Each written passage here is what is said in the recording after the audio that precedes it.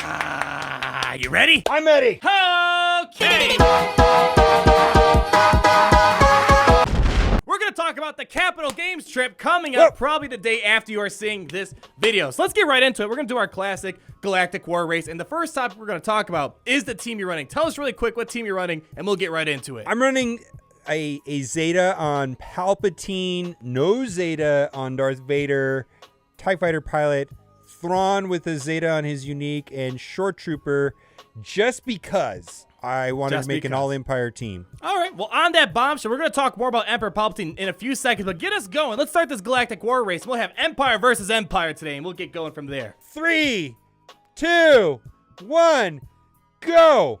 And we're off. Woo! Empire versus Empire. Who has the superior Empire team? I'm sorry, but I think my Veers team is going to just mow over your team. I got so much bonus turn meter going on here. But I want to start off today, before we get into the Capital Games trip, which is relevant to this first point, I want to talk about Emperor Palpatine, because we originally, when we first tested him out, or I should say when we first got the footage, Emperor Palpatine Darth Vader sounded amazing. Then all of a sudden, the community and the game changers, we all got a hold of it, and we're like, something's missing. Why isn't it clicking as well as we hoped to? And then a couple days later, after we put out our initial statement saying, just hold off, let's do some more testing before we give final verdicts, everything's starting to make more sense. And what do you think what was the difference between our first day of testing and what our opinion is now? Like, what changed, do you think? Okay, I think, well, I'm just going to talk about myself. For me, I once we got the team sorted out, you know, like the team composition of Palpatine, Vader, Thrawn, Nihilus, and General Kenobi, we tried so many different things, right? Oh, it took a lot of testing, yeah. Yeah, a lot of testings. And that once that team was there, we were able to go there and, you know, add in Short Trooper and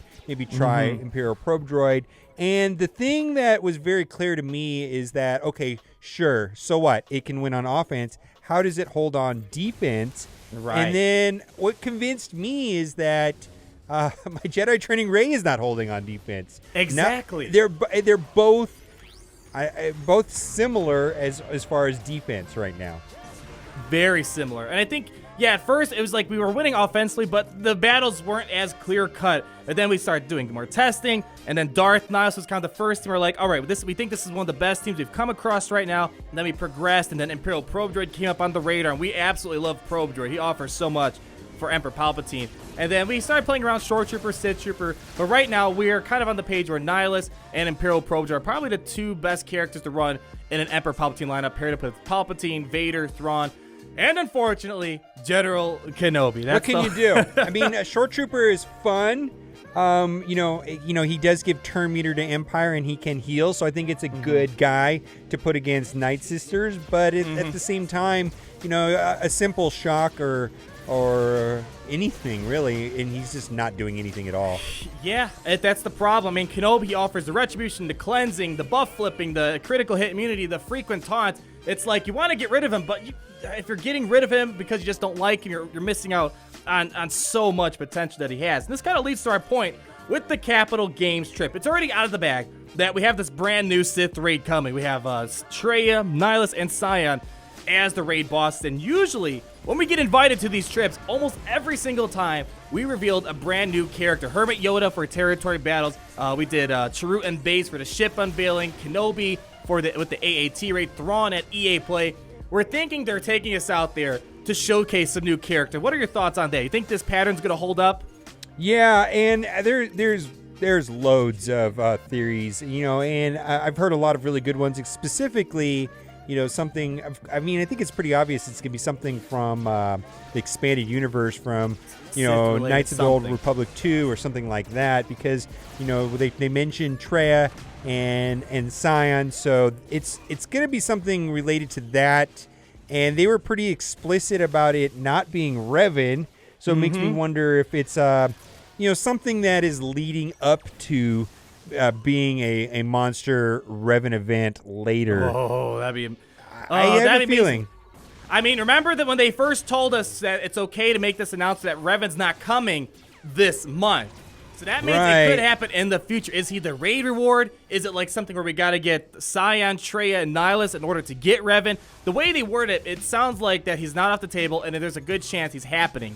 It's kind of like I think he's happening. I mean, I hope they're not ticky-tack with semantics and, you know, the first of the month is when it's gonna happen, yeah, right? March 1st, Revan's gonna happen. It's not happen in February, but March Right. 1st, it could happen. I mean, I think they were trying to say that the focus of the trip is not going to be Revan. Oh, I got Commander Luke team.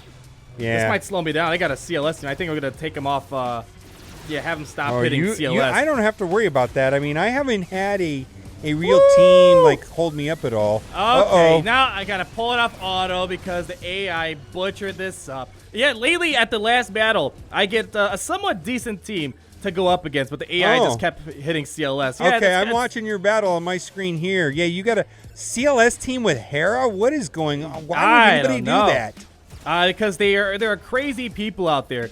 But anyways, back to our main topic here. The reason why we talked about Emperor Palpatine at the beginning is because we think that Palpatine is on the verge of being perfected. I think whatever's coming this trip is probably what it's going to make him at that holy level. I feel like it's going to be Sith related if it is a brand new character. So I don't know. I mean, I think. Well, here's the thing. I just want to thank them for giving Zeta abilities and reworking Palpatine and Vader. And the reason why I say that is because that is not a source of revenue for them to rework a character that I already have. I that being said, your statement about Palpatine's going to be perfected. What if they go a different direction because they want you to buy new characters or get new characters or gear up new characters? I mean, I don't know, right? I don't know. Yeah, that's kind of my main concern. Let's do this since we're still talking. I see you have another Galactic War. Let's just kind of loop it around and keep going for it. See who can do it too, because these are fast. I think that was like 5 minutes right there. Well, I'm gonna switch over to Rebels here on my second round just to see how that goes for me. All right, but yeah, I think there's a lot up in store. We talked about quality of life updates in their patch notes that they're having. A lot of people are hoping mod management is going to pop up out of nowhere as a surprise quality of life update, because they did kind of tease that there's more to come. Do you think mod management has a chance of popping its lovely head up and kind of making life a lot easier for us?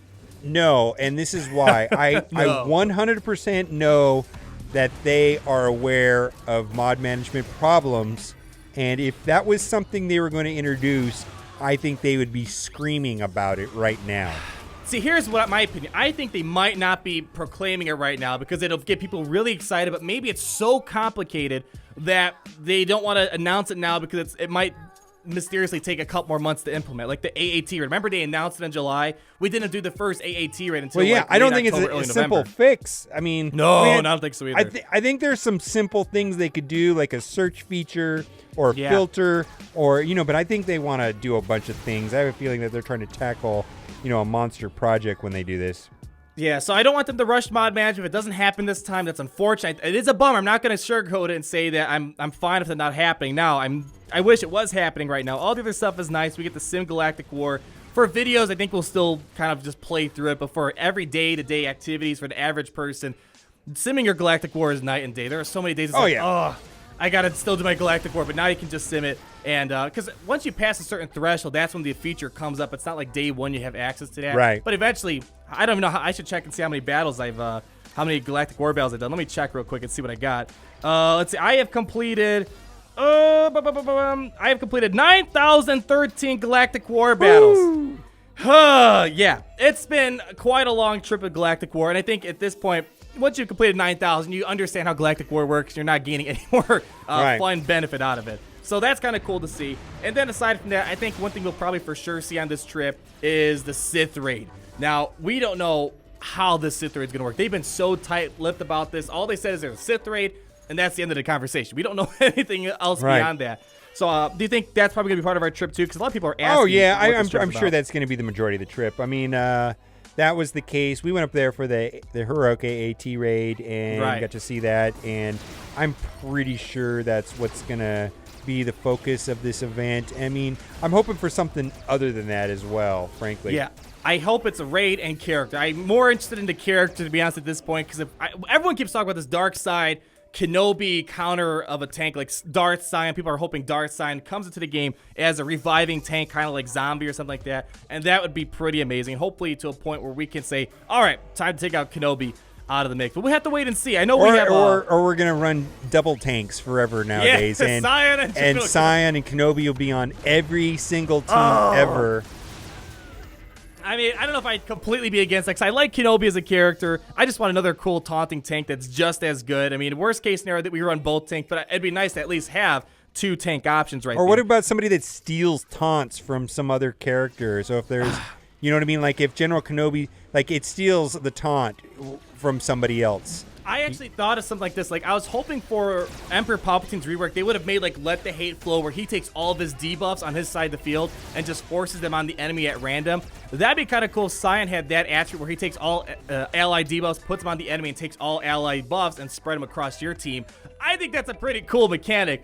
Crazy powerful, I know, but I think that'd be something really cool to see, something very unique to have added to the game. But I think whatever it is, I think they're going to wrap up this month of February with some great dark side content, because they've already started it off. The Palpatine Vader turns out to be very good. What else we get? The Sith Marauder's kind of up in the air still. I mean, he's good in some circumstances, but I feel like they are going to try to end this month with a bang, because they kind of allude to this on the forum, that they're really trying to top what they did last February. You know what they could do for April Fools? Oh, Jar Jar? No, just tell everybody that they're introducing new Zeta abilities on General Kenobi. Oh, It makes him twice as good. It triples his protection or something. The day Kenobi gets a Zeta, I think the game will break.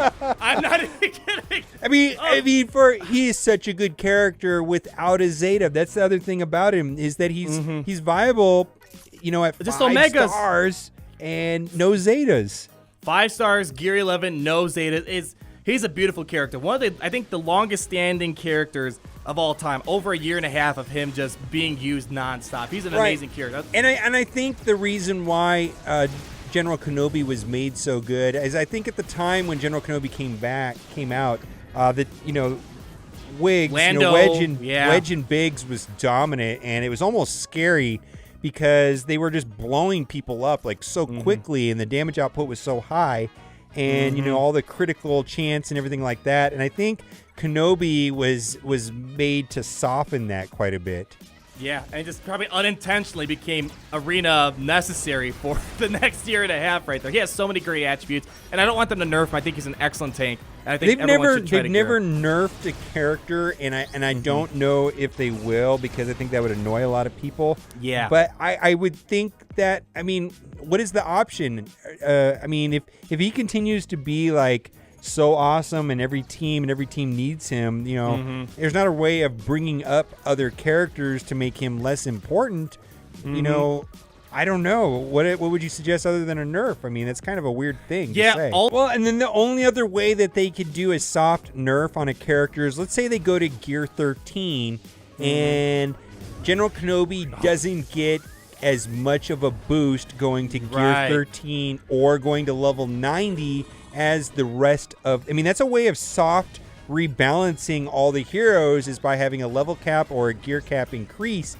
And actually, when they went to Gear 12 and, you know, 85, that didn't happen. Kenobi actually got a lot better. He became like the highest protection hero in the game.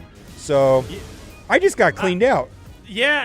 I mean, I don't know if you might be able to. Well, I mean, I don't think that this is gonna be a never-ending battle. I think this is gonna be never-ending. I think. Oh yeah, this is gonna just go on forever. Come on. Look at that. Raid-Han. He always pulls through with his crazy 50,000 damage attack. Boom! 30,000. Nothing. That's nothing from 30,000.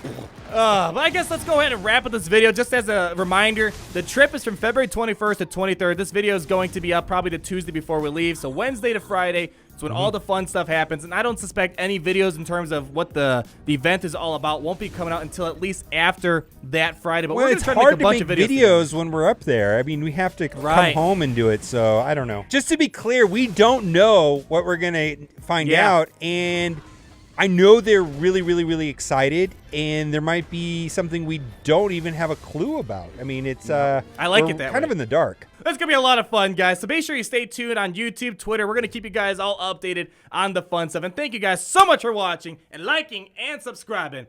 And as always...